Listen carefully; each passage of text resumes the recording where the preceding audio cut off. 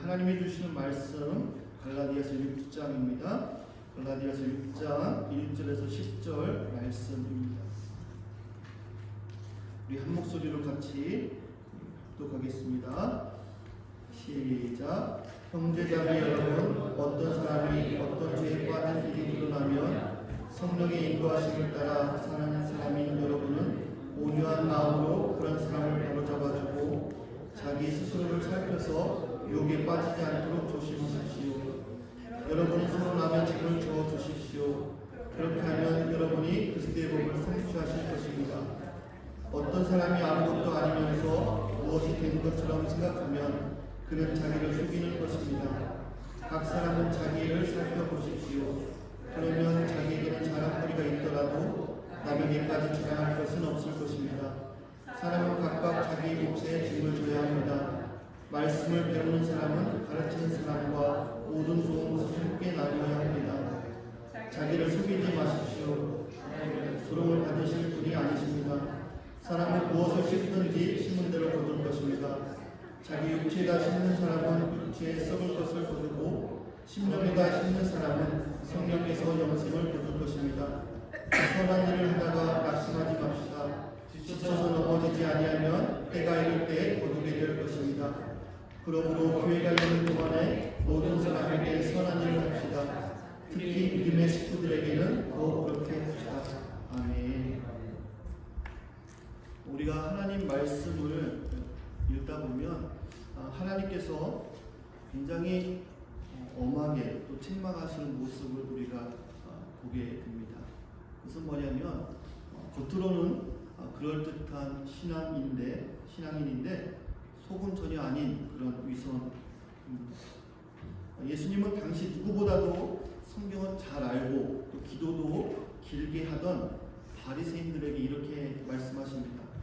화 있을 틈적 외식하는 자들이여, 패칠한 무덤 같으니 겉으로는 아름답게 보이나 그 안에는 죽은 사람의 뼈와 더러운 것이 가득하다. 겉은 하얗게 칠해서 깨끗해 보이지만 속은 썩은 뼈만 가득하다라고 말씀하십니다. 또 마태복음 15장 8절에서도 주님은 이렇게 탄식을 하십니다. 이 백성이 입술로는 나를 공경하되 마음은 내게서 멀도다. 사무엘상 16장 7절의 말씀처럼 사람은 눈에 보이는 겉모습을 보지만 하나님은 우리의 중심을 꿰뚫어 보십니다.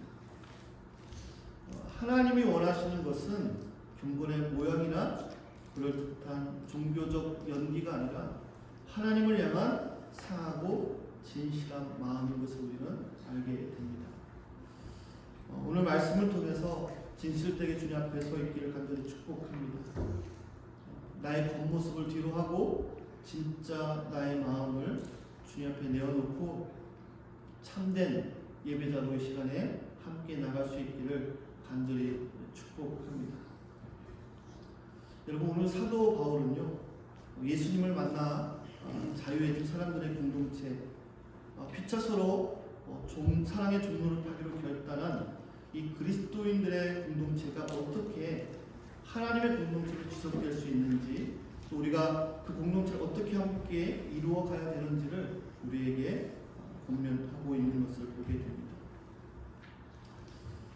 먼저 바울은요, 우리가 이 공동체를 지켜내기 위해서는 반드시 시험과 공격을 겪어야 된다는 사실을 우리에게 알려줍니다.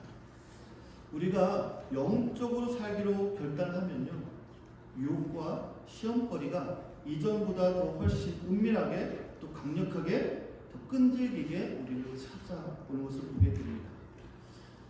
그전에는 안 그랬는데 뭔가 하나님 앞에 영적으로 더 결단하고 또 나아가려고 하면 속삭이지 않았던 아이들이 속삭일 때도 있고요. 하나 된 줄 알았던 부부가 뜻밖의 사소한 기준을 가지고 이해할 수 없는 다툼을 벌이기도 합니다. 우리도 모르는 사이에 어둠의 덫이 슬며시 들어와서 공동체를 흔들기 시작하는 것이죠.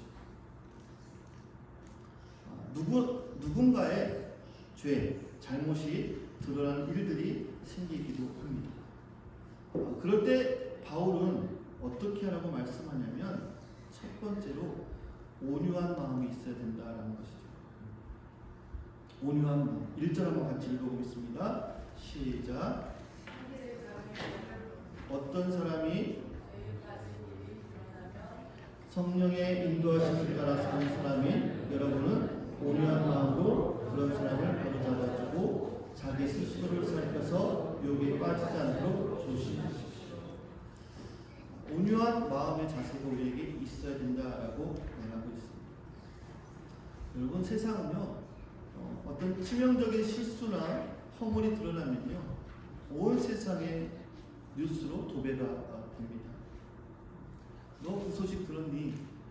겉으로는 안타까워하지만 우리 마음 한켠에는 그래도 나는 저 사람보다 낫지라는 은근한 그런 마음들이 생기기도 합니다. 그리고 나서 바울은 아주 중요한 원리를 우리에게 짚어줍니다.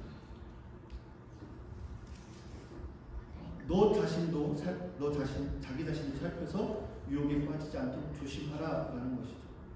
개역 개정 성경에 보면 너 자신을 살펴보아 너도 시험을 받을까 두려워하라라고 말씀하고 있습니다.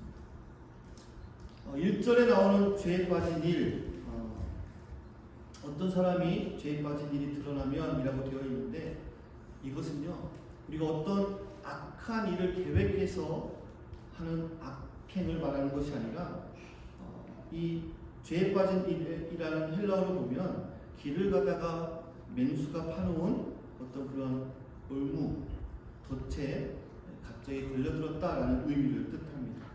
그리고 이 바로 잡아 주어라라는 단어는요 마태복음 4장 21절에서 나오는 단어인데요, 어부들이 찢어진 그물을 수선할 때 쓰는 단어였습니다. 그리고 고대 의학에서는요 전쟁터에서 뼈가 탈골되거나 부러졌을 때 제자리를 맞추는 그러한 수술을 할 때 가리키는 단어였습니다. 여러분, 다리가 부러졌는데 여러분 의사가 망치로 두드리면서 뼈를 맞추진 않죠. 야, 왜 덜렁대다 뼈를 부러뜨렸어? 라고 화내지 않죠. 그런데 간혹 이렇게 화내는 사람들이 있습니다. 그렇죠? 윽박지르기도 합니다. 그러나 진짜 의사는요 환자의 그 고통을 알기 때문에 부드럽게 아프지 않게 치료를 합니다. 여러분, 창세기 3장에서 죄를 짓고 선악과를 따먹고 숨어있는 아담에게 하와에게 가죽옷을 지어 입히신 하나님, 또 요한복음 8장에 가늠한 여인 앞에 엎드려서 땅에 글씨를 쓰시면서 정말 그 여인을 죽이고자 하는 그런 살기 든든한 사람들 앞에 그 죄인 가늠한 여인을 구원해 주시고 인도해 주신 그 예수님의 따뜻한 손길을 우리가 기억할 수가 있습니다. 이 존 스토트라는 분이 이 갈라디아서 강해를 통해서 이런 말씀을 했습니다. 넘어진 형제를 향해 삿대질하는 자는 하나님의 전적인 은혜가 일주만 거쳐도 자신이 바로 그 추악한 죄의 구렁텅이에 처박힐 수밖에 없는 존재임을 모르는 영적 맹인이다 라고 이야기합니다. 쓰러진 형제 자매를 보고 삿대질하면 그거는 하나님의 은혜가 1초라도 나에게 거쳐지면 나도 똑같은 그런 사람이 될 수밖에 없다라는 사실을 모르는 영적인 맹인이다라고 말하고 있는 겁니다. 다른 사람이 시험에 빠진 것을 보고 비판하고 정죄하는 것은요 세상의 방식입니다. 나 역시 언제든지 그러한 시험을 겪을 수 있고 그런 어려움을 언제든지 겪을 수 있다라는 사실을 우리는 기억해야 된다라는. 그래서 오늘 본문 말씀은 우리는 누군가의 실수를 보고 손가락질하지 말라라고 말씀하고 있습니다. 2절 말씀 한번 같이 읽어볼까요? 2절입니다. 시작. 여러분은 남의 그렇게 하면 여러분이 그리스도의 법을 성취하실 것입니다. 여기서 짐은요 그냥 우리가 멜 수 있는 그런 가방이 아닙니다. 그런 짐가방이 아닙니다. 헬라어로 바레라는 뜻인데 사람을 완전히 짓누를 듯한 아주 거대한 바위의 무게입니다. 내 힘으로는 감당할 수 없는 그런 엄청난 무게의 어려움이다라는 것이죠. 출애굽기 23장 4절 5절에서 보면 이런 말씀이 있어요. 너희는 원수의 소나 나귀의 길을 잃고 헤매는 것을 보거든 반드시 그것을 임자에게 돌려줘야 한다. 너희가 너희를 미워하는 사람의 나귀가 짐에 눌려서 쓰러진 것을 보거든 그것을 그대로 내버려 두지 말고 반드시 임자가 나귀를 일으켜 세우는 것을 도와줘야 한다라고 말씀하고 있습니다. 하나님은요 원수의 나귀일지라도 무거운 짐을 싣고 길바닥에 엎드려서 신음하고 있거든 가서 도와주라고 말씀합니다. 바울이 말하는 그리스도의 법이 무엇일까? 여러분 그리스도의 법이 무엇입니까? 이사야 53장 4절 말씀처럼 그는 실로 우리가 받아야 할 고통을 대신 받고 우리가 겪어야 할 슬픔을 대신 겪었다. 그러나 우리는 그가 징벌을 받아서 하나님에게 맞으며 고난을 받는다고 생각합니다.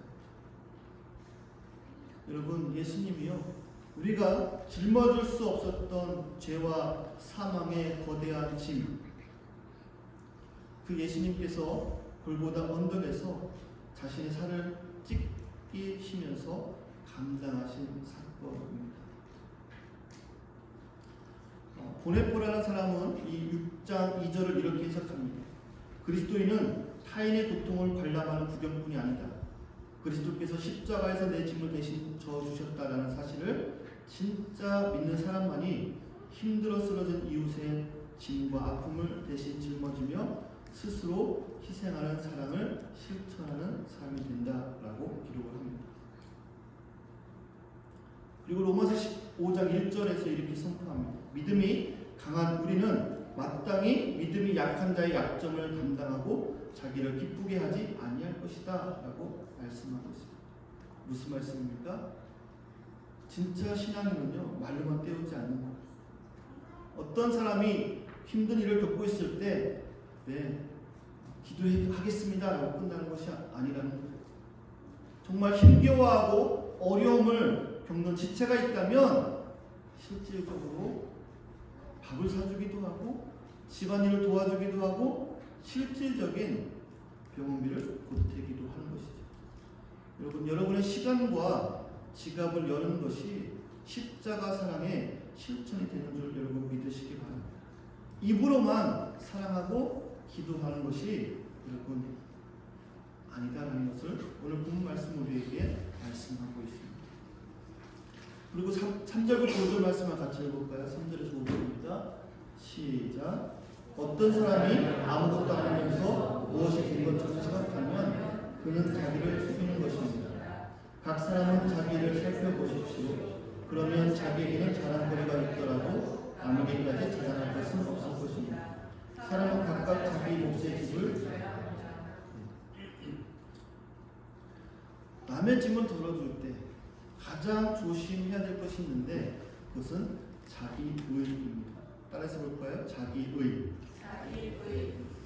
다른 사람들을 그렇게 섬기면 내가 저 사람을 정말 위해서 재정적으로 섬기고 또 기도하고 또 시간을 내어서 도와주고 그러고 나서 입을 닫아야 되는데 사방팔방 이야기하는 거죠. 자랑하는 것이죠. 내가 이렇게 도와줬다. 내가 이런 일을 했다. 뭔가 내가 대단한 존재가 된 줄로 착각하는 것이죠. 여러분, 우리가 다른 사람의 짐을 덜어줄 수 있었던 것은요, 내 능력이 아닌 것입니다. 성령님이 감동을 주셨고 손을 내밀게 하셨고 기도하게 하셨기 때문인 것을 여러분 믿으시기 바랍니다. 그래서 내가 한 것이 아니다라는 것. 누가복음 18장의 바리새인들처럼 세리의 약점을 딛고 서서 자기를 자랑하고 누가복음 15장의 마가들처럼 돌아온 탕자를 보고 동생을 보며 분노하는 비교의식에 빠져서 살아가서는 안 된다라는 것. C.S. 루이스가 쓴 순전한 기독교에서 교만의 본질을 뭐라고 얘기하냐면 교만은 본질적으로 경쟁이다. 교만은 남보다 더 가졌다는 비교에서만 쾌감을 느끼며 남보다 더 거룩하다는 착각 속에서 타인을 경멸한다라고 기록합니다. 우리가 읽은 2절에서는요 서로 짐을 나눠지라고 이야기하고 있어요. 그런데 5절에서는 또 뭐라고 되어 있냐면 사람은 각각 자기 몫의 짐을 져야 한다라고 말씀하고 있습니다. 짐을 나눠지라고 하고 또 각자의 짐을 지라고 합니다. 무슨 의미가 있어요? 2절에서의 짐과 5절에서의 짐이 좀 다른데요. 단어가 2절의 짐은 바레라는 단어입니다. 혼자서는 질 수 없는, 정말 나 혼자서는 감당할 수 없는 그러한 위기, 힘든 것들을 온 교회가 함께, 성도들이 함께 나누어져야 된다라는 의미를 가지고 있고요. 5절의 짐은요 포르티온이라는 단어인데, 이 단어는요 군인들이 행군할 때 매는 개인 군장을 의미합니다. 개인이 가지고 가야 될 개인 짐이라는 것이죠. 즉 무슨 말이냐면 하나님이 내 분량에 맞춰 맡겨주신 자기 복의 순종과 거룩한 책임이 있다라는 겁니다. 따라서 볼까요? 내 분량에 맞춰주신 자기 목의 순종과 거룩한 책임이 있다. 마태복음 11장 30절에서 말씀합니다. 내 멍에는 쉽고 내 짐은 가벼움이다. 하나님이 저와 여러분 각 개인에게 주신 사명의 배낭이 있다라는 거예요. 그런데 우리는 내 배낭은 생각하지 않고 남의 배낭만 쳐다보는 것이죠. 왜 저 사람은 저렇게 신앙생활을 하는가? 다른 사람의 배낭만을 보는 것이죠. 그러면서 내 삶이 흔들리면, 내 신앙이 흔들리면 저 사람 때문에 시험 들어서 그렇습니다. 선악과를 따먹고 아내 탓, 남편 탓, 하나님 탓을 하던 아담, 주인을 탓하며 달란트를 묻어둔 게으른 종, 이런 삶을 살아간다는 것. 교회에 와서는 거룩하게 예배드리고 봉사하는데 정작 집에 가서는 집안일을 하지 않고 자녀들을 돌보지 않는다면 그것은 참된 은혜를 경험한 사람이 아니다라는 것입니다. 여러분 로마서 14장 12절에 이런 말씀이 있어요. 그러므로 우리는 각각 자기 일을 하나님께 사실대로 아뢰어야 할 것이다. 고린도서장 10절에 보면 우리는 모두 그리스도의 심판대 앞에 나타나야 합니다. 그리하여 각 사람은 선한 일이든지 악한 일이든지 몸으로 행한 모든 일에 따라 마땅한 보응을 받아야 합니다. 여러분 마지막 때에 하나님은요 여러분에게 다른 사람의 인생을 묻지 않으신다라는 거예요. 여러분에게 너의 남편의 인생, 여러분에게 여러분의 아내의 인생을 물어보지 않아요. 여러분에게 자녀들의 인생을 묻지 않는다라는 거예요. 여러분에게 여러분의 인생을 묻는다라는 거예요. 너가 머물렀던 그 자리에서 너가 어떻게 행동했느냐라고 묻는다라는 거예요. 아내의 자리에서, 남편의 자리에서, 자녀의 자리에서 여러분은 어떤 행동을 했는가? 주님은 거기에 관심을 갖고 마지막 때에 물으신다라고 우리에게 말씀하십니다. 여러분, 여러분의 자리에서 성실하게 사시기를 간절히 축복합니다. 네 번째로 6절 말씀 한번 같이 읽어보죠. 6절 말씀 읽겠습니다. 시작. 말씀을 배우는 사람은 가르치는 사람과 모든 좋은 것을 함께 나누어야. 여러분 이 말씀은 목사님들한테 잘해야 된다, 헌금을 많이 해라 라는 말이 아닙니다. 바울이 말한 이 함께 하라라는 단어는요 무슨 말이냐면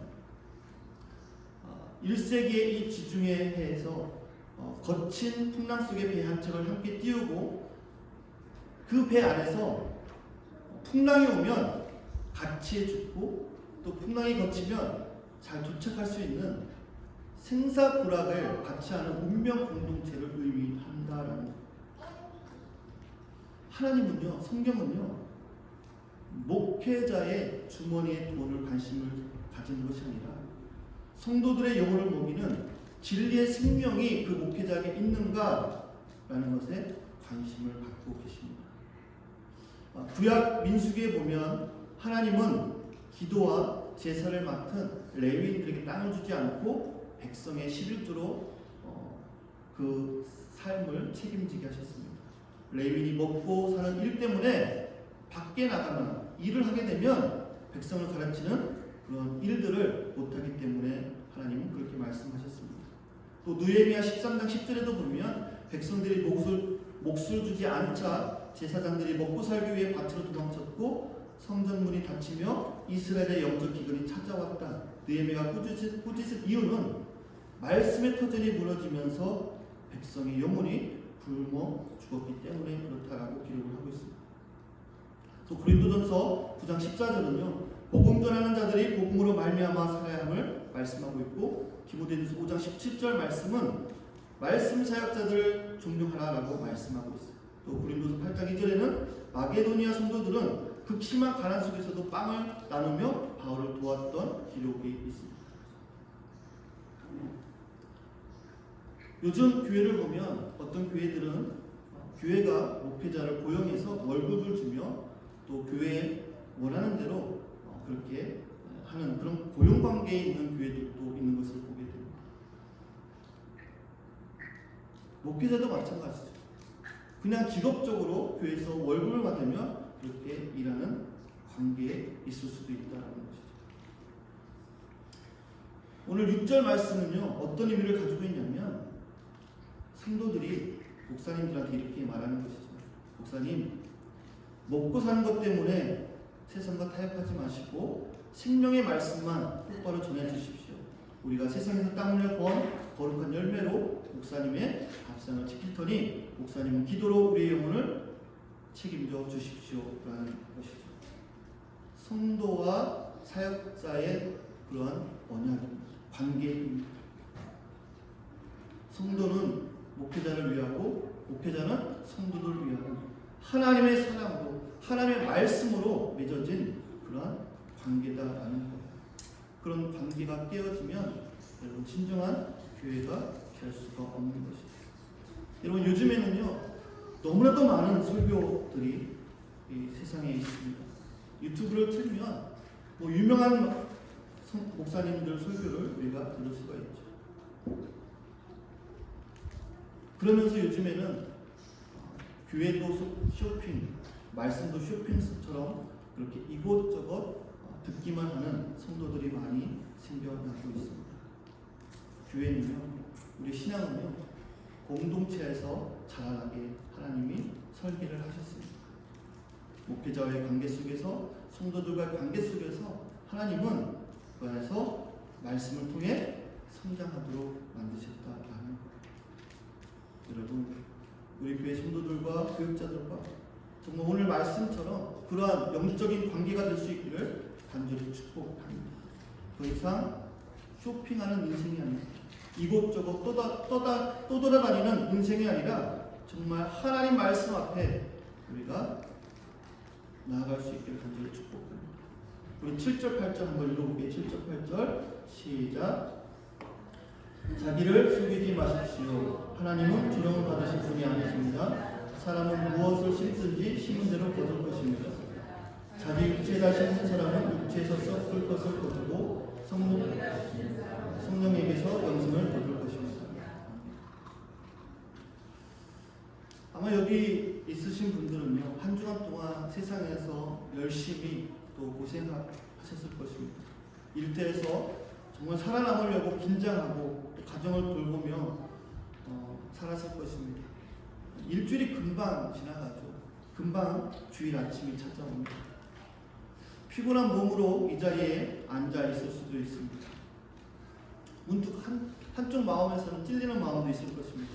월요일부터 토요일까지 하나님에 대해 내가 생각을 거의 못하고 세상 사람들과 똑같이 걱정하고 부딪히며 살았네. 주일에 와서 이렇게 한번 예배 드린다고 해서 내 삶이 정말 제대로 새로워질까? 그런 한편의 마음이 있을 수도 있습니다. 여러분, 하나님은 오늘 이 말씀을 통해서 저와 여러분에게 주일과 평일을 따로 살아가는 인생이 아니라 정말 그리스도인으로서 살아가야 될 인생 법칙을 우리에게 알려주십니다. 첫 번째로요, 하나님은 겉모습에 속지 않으신다라는 거예요. 따라서 볼까요? 하나님은 겉모습에 속지 않으신다. 여러분, 바울은요 스스로 속이지 말라라고 말합니다. 언어의 뜻은 뭐라고 되어 있냐면 길을 잃고 엉뚱한 착각에 빠지지 말라라고 말씀합니다. 무슨 말이에요? 이렇게 주일에 와서 한번 예배드리고 찬양하고 헌금하고 예배드리고 지난 엿새 동안은 내 마음대로 살았던 그 시간을 지금 이 시간으로 덮을 수 없다라는 거예요. 성경은요 오늘 본문에서 뭐라고 말씀하십니까? 하나님은 업신여김을 받지 않으신다라고 말씀합니다. 업신여긴다라는 것은요 코 웃음치다, 비웃다라는 뜻입니다. 여러분, 콩을 심어놓고 팥이 나오기를 바라는 사람은 없죠. 만약에 평일 내내 월요일부터 토요일까지 내 욕심과 걱정과 세상의 욕심대로 살아가놓고 주일에 와서 하나님 왜 제 삶에 하나님의 은혜가 없습니까? 라고 묻는다고 한다면 그것은 심은 대로 거두게 하시는 하나님을 비웃는 일과 같다라는 것입니다. C.S. 루이스는 순전한 기독교시 이렇게 말합니다. 우리가 일상에서 내리는 작은 선택 하나하나가 우리 영혼을 천국에 어울리는 사람으로 혹은 지옥에 어울리는 사람으로 조금씩 빚어간다. 월요일부터 토요일까지 우리 일상에서 내가 내리는 작은 선택 하나하나가 천국에 맞는 사람으로 아니면 지옥에 맞는 사람으로 빚어간다는 것입니다. 하나님은 우리가 이 주일 아침에 주일 이 예배 시간에 짓는 거룩한 표정보다 여러분 월요일부터 토요일 그 시간에 내 마음에 무엇을 심고 살았는지 정확히 보신다라고 주님은 말씀하고 계십니다. 여러분은 매일 어느 밭에 씨를 뿌리고 계십니까? 바울은 우리에게 씨앗을 뿌리는 밭을 두 가지로 이야기합니다. 첫 번째는요, 육체의 밭입니다. 한번 따라해볼까요? 육체의 밭. 육체의 밭에 씨를 뿌리는 사람들이 있어요. 여러분, 여기서 육체는요, 단순히 몸을 뜻하는 것이 아닙니다. 하나님 없이 내 힘과 내 욕심으로 살려는 마음입니다. 직장에서는 시기와 경쟁, 또 스마트폰을 보면서 생기는 불안과 비교의식, 억울함을 참지 못하는 분노에 온종일 에너지를 쏟는 것입니다. 여러분, 이 육신의 밭에 아무리 열심히 투자를 하고 아무리 열심히 씨앗을 뿌려봤자 결국 남는 것은 허무함과 탈진과 결국에는 썩어질 것뿐이다 라고 성경은 우리에게 말씀하고 있습니다. 두 번째 밭은요, 성령의 밭입니다. 따라서 볼까요? 성령의 밭. 내 삶의 운전대를 하나님께 맡겨드리는 순종입니다. 억울한 순간에도 한 번 더 참고 남들이 보지 않아도 정직하게 행동하고 지친 일상 속에서 하나님의 뜻을 떠올리는 그런 작은 선택들을 말합니다. 이 씨앗은요, 비록 땅에 묻혀 당장은 안 보이는 것 같아도 시간이 지나면 결코 썩지 않는 참된 생명과 평안으로 자라나는 줄 여러분 믿으시기 바랍니다. 성령의 밭에 심다라는 건요, 거창한 말처럼 느껴질 수도 있지만 그렇지 않습니다. 영성가 로렌스 형제라는 분이 있는데 주방에서 설거지를 하면서 그릇을 닦는 가장 평범한 그 삶의 순간 속에서도 끊임없이 하나님을 생각하며 살았던 형제가 있습니다. 우리의 신앙은요, 그냥 주일에 교회 문을 들어설 때만 켜는 스위치가 아니라 월요일부터 토요일까지 삶의 자리에서 이 성령의 씨앗을 심는 것입니다. 월요일날 출근할 때 주님, 오늘도 제 마음과 입술을 지켜주시옵소서. 기도의 선택. 일터에서 화가 치밀어 오르는 그 순간 상대를 깎아내리는 말을 멈출 수 있는 인내. 퇴근 후에 집에서 피곤해 지쳐 짜증이 나지만 짜증 내는 대신에 가족에게 건네는 따뜻한 말 한마디의 선택. 여러분, 이 작고 보잘것없어 보이는 일상의 이런 선택들이 바로 성령의 밭에 심는 거룩한 씨앗인 것을 여러분 믿으시기 바랍니다. 여러분, 이 교회를 나가는 순간이 진짜 예배인 줄 믿으시기 바랍니다. 주일은요, 지난주에 지었던 죄를 여기에 갖고 와서 그냥 털어놓고 다시 엿새 동안 하나님 없이 세상 속에서 살아가는 그러한 인생이 아니다라는 주일 예배는요, 성령의 씨앗을 심으며 살아갈 힘과 은혜를 공급받는 출발점입니다. 그래서 내일부터 다시 시작되는 한 주, 세상의 불안 대신 불만 대신 주님의 은혜를 매일매일 심어가는 삶이다라는, 정직하게 심겨진 순종의 씨앗들이 여러분의 삶에 가장 온전하고 풍성한 생명의 열매로 반드시 맺게 될 것을 여러분 믿으시기 바랍니다. 마지막으로 9절 10절 같이 읽겠습니다. 9절 10절입니다. 시작. 지쳐서 넘어지지 않으면 때가 이를 때 거두게 될 것입니다. 그러므로 교회가 있는 동안에 모든 사람에게 성령을 특히 믿음의 식구들에게는 더욱더. 여러분, 포기하지 아니하면 이라는 단어는요,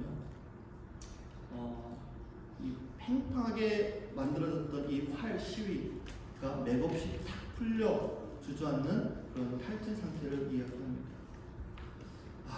왜 1년, 2년, 3년, 5년, 10년, 20년 눈물로 기도해도 변하지 않는 가족들, 변하지 않는 남편, 변하지 않는 아내, 자녀들, 때로는 주저앉고 싶어지고 포기하고 싶어질 때가 있죠.